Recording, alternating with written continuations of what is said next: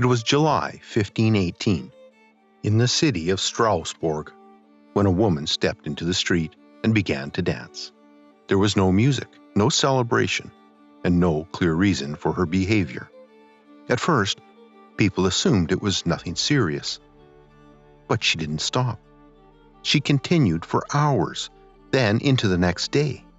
And when she finally collapsed from exhaustion, she got back up and kept going. Within a week, she was no longer alone. Dozens had joined her, and soon, possibly hundreds were dancing uncontrollably in the streets. Some collapsed from exhaustion. Others were seen crying out for help. No one understood why it was happening, and even today, no one fully agrees on what caused it. This is the story of the dancing plague of 1518, one of the strangest events in history.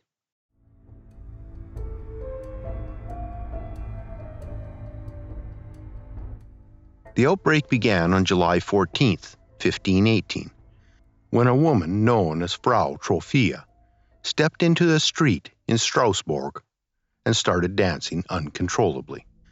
There was no music, and no one understood why she was doing it, but she continued for days without stopping. Witnesses described how she would dance until she collapsed from exhaustion, only to recover briefly and begin again. At first, she was alone, but within a few days, something changed. One by one, people stepped into the streets and joined her, moving in the same uncontrolled, relentless way. By the end of July, more than 30 people were reportedly dancing without rest, as if something had taken control of their bodies.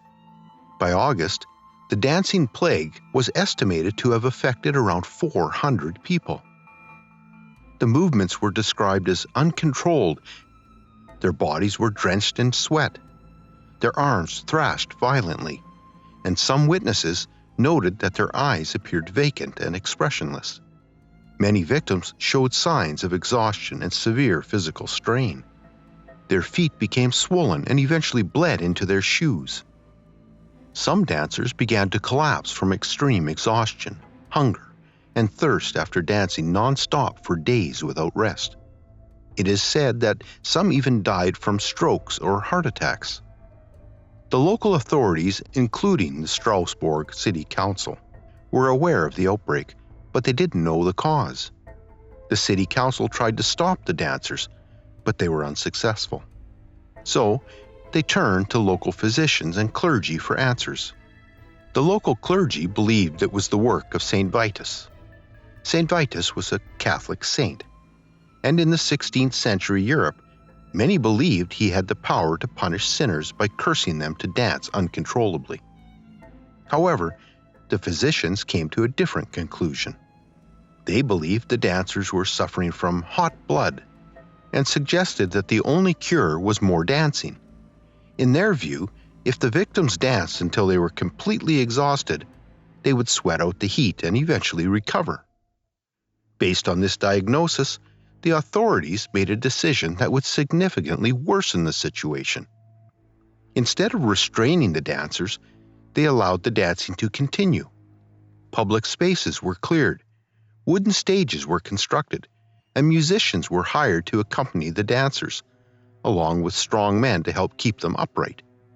The intention was to let those affected dance themselves free of it. However, this approach made the situation worse, as the presence of music and mass dancing encouraged even more people to join. At the peak of the outbreak in August 1518, it was reported that around 15 people per day were dying, although the final number remains unknown. Witnesses described the scene as chaotic and horrifying. Some dancers were crying out for help and begging to stop, but their bodies refused to obey. After the city council realized their approach had backfired, they began banning dancing and musical performances. They even went as far as banning music entirely.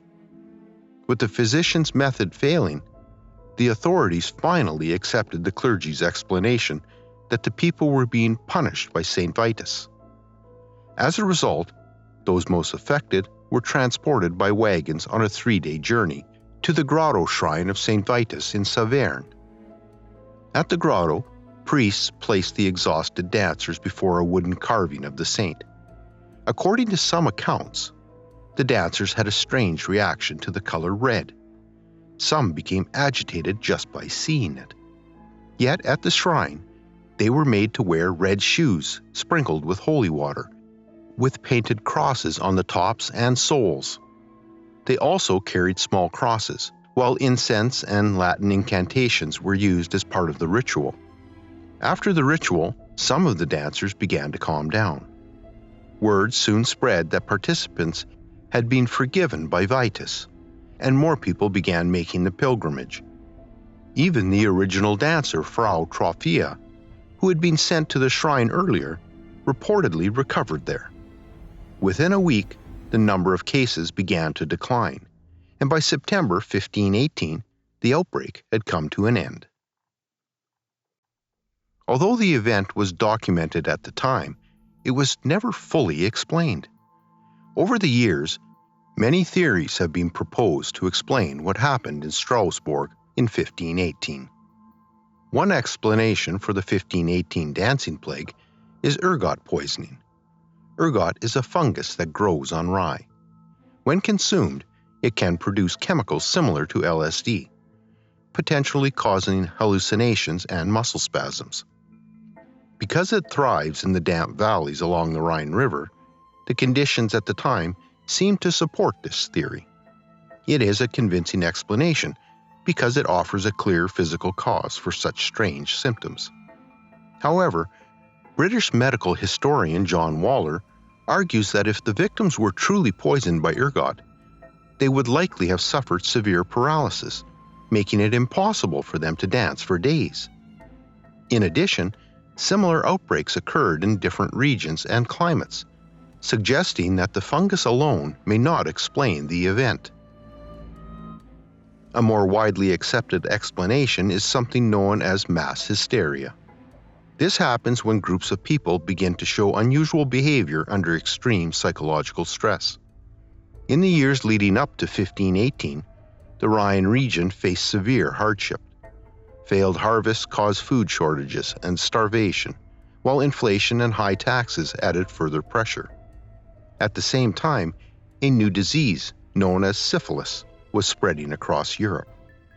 According to John Waller, the dancing may have been a physical response to this overwhelming stress. Not random movement, but a psychological release from a reality that had become too difficult to endure. This event in 1518 was not an isolated incident, but rather part of a long and haunting pattern. Similar bizarre incidents had happened many times before, often under almost identical conditions. In 1278, 200 people danced on a bridge in Maastricht until it collapsed. In 1374, a massive dancing mania erupted in the city of Aachen before spreading through Cologne and Utrecht. Even more strangely, Strasbourg had seen this before. In 1418, exactly 100 years earlier, the same phenomenon occurred in the city. This suggests the behavior was not entirely unfamiliar to people living in the Rhine region. The form this behavior took was shaped by a strong cultural belief in Saint Vitus. He was a Catholic saint from Sicily, believed to be the patron of dancing. And at the time, many people had a deep devotion to him. While he was believed to heal diseases, he was also feared for punishing sinners by cursing them to dance. The timing of these outbreaks seems to follow a pattern. Saint Vitus' Day falls on June 15th, and the 1518 plague began in mid-July, when the fear of the saint was still fresh. After weeks of hardship, people may have already been expecting a curse to arrive. By the time the dancing started in Strasbourg, it had become a self-fulfilling prophecy. People already knew the stories of plagues that had struck other cities, and this cultural phenomenon continued to haunt the region for years to come.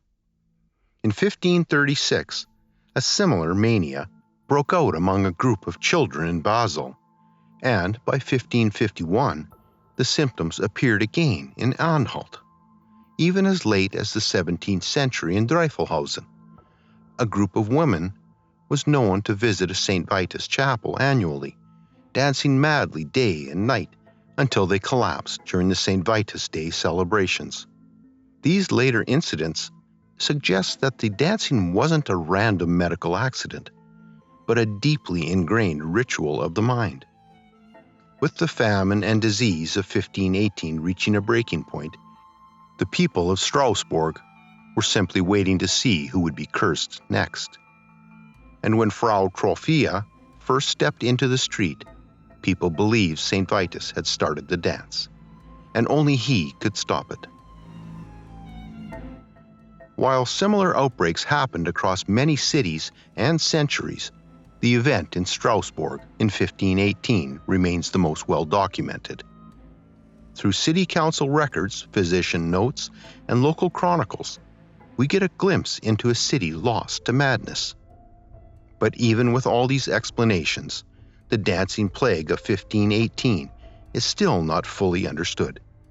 The records confirm that people danced, but the reason it spread the way it did remains uncertain. It may have been stress, belief, or some combination of both. But whatever the cause, the event followed a pattern that had appeared many times before. In the end, it remains one of the most unusual events recorded in history.